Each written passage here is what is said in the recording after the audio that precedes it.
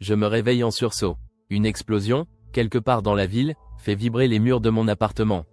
La fenêtre tremble, et pendant une seconde, j'ai l'impression que le plafond va me tomber dessus. Puis le silence. Avant que tout ne recommence, une autre déflagration, encore plus forte. Les sirènes se mettent à hurler à travers les rues. Je saute du lit, le cœur battant à tout rompre. Il est 3 heures du matin. Je regarde autour de moi, perdu. L'électricité est encore là, mais je sais que ça ne durera pas. Dehors, c'est le chaos. Des lumières rouges clignotent à travers les rideaux de la chambre. Lily, ma fille, c'est ma première pensée. Elle est chez sa mère, à l'autre bout de la ville. Je la vois encore hier, sourire aux lèvres, me dire au revoir avec sa petite voix. Au revoir papa, à dimanche. Dimanche. Si j'avais su. J'ai beau respirer, tout semble coincé dans ma gorge. Je dois y aller, la rejoindre, quoi qu'il arrive. Je suis seul, comme toujours.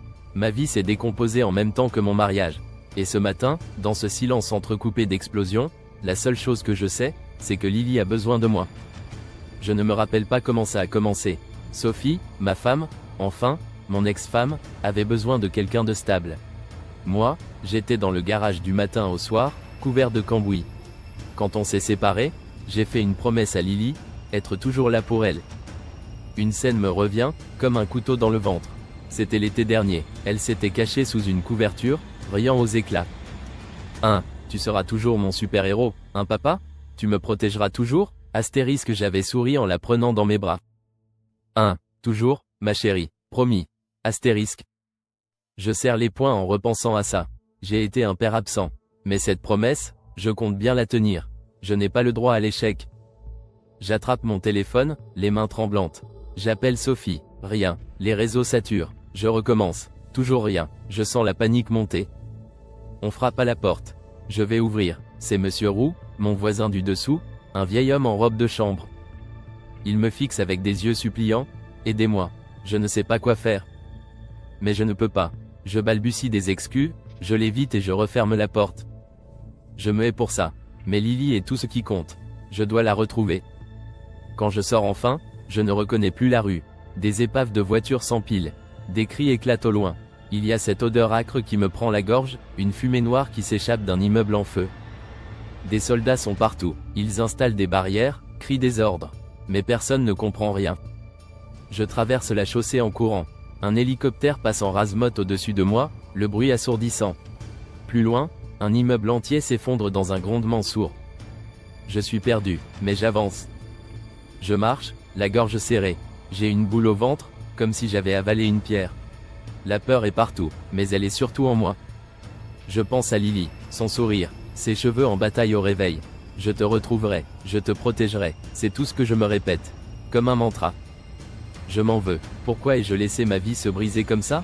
Pourquoi suis-je parti du garage trop tard, tous ces soirs où elle m'attendait? Je serre les poings et je marche plus vite. En arrivant sur une grande avenue, je tombe sur un barrage militaire. Des soldats en uniforme crient à la foule de reculer. Ils parlent de « zone contaminée », mais personne ne comprend. Une femme, juste à côté de moi, hurle en suppliant un soldat. Elle veut rejoindre son fils. J'ai l'impression de m'écouter moi-même. Je ne réfléchis pas, je ne peux pas rester ici. Il y a un passage sur le côté, une ruelle sombre. Dans la ruelle, je capte des bribes de conversation. Des survivants parlent d'un incident dans un labo militaire. Une substance toxique se serait échappée. On parle de gens devenus fous, violents. Les rumeurs partent dans tous les sens.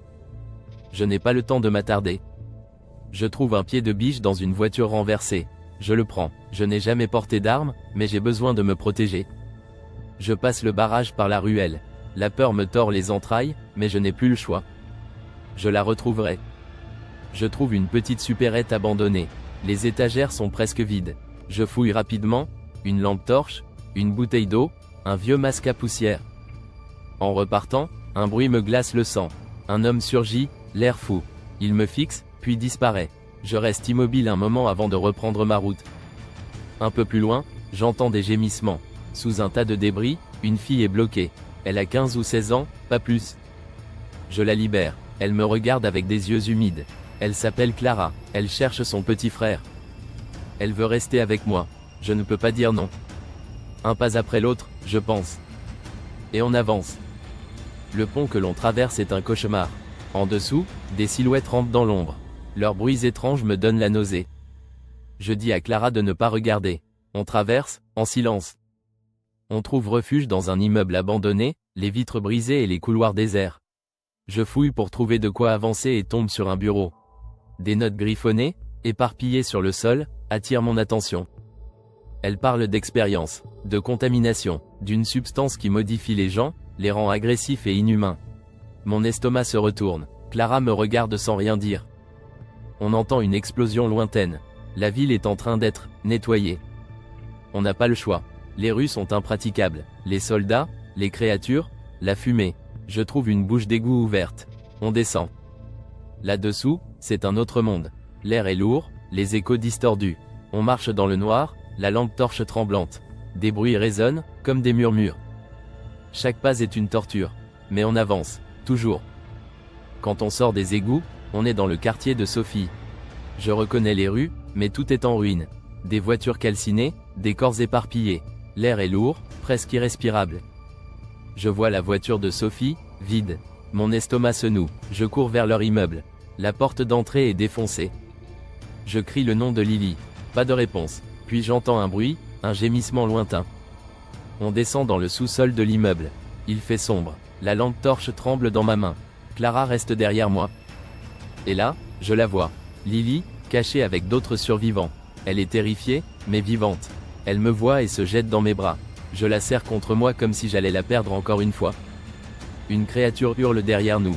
Elle est immense, déformée, un mélange de chair et d'horreur. Je brandis le pied de biche. Je frappe de toutes mes forces. La bête s'effondre. On sort de l'immeuble, Lily accrochée à moi. Clara marche à nos côtés. On avance dans la nuit. Je regarde Lily, ses yeux fatigués mais pleins de vie. J'ai tenu ma promesse. On quitte la ville, laissant le chaos derrière nous. On marche vers l'inconnu, mais tant qu'on est ensemble, je sais qu'on s'en sortira. Un pas après l'autre.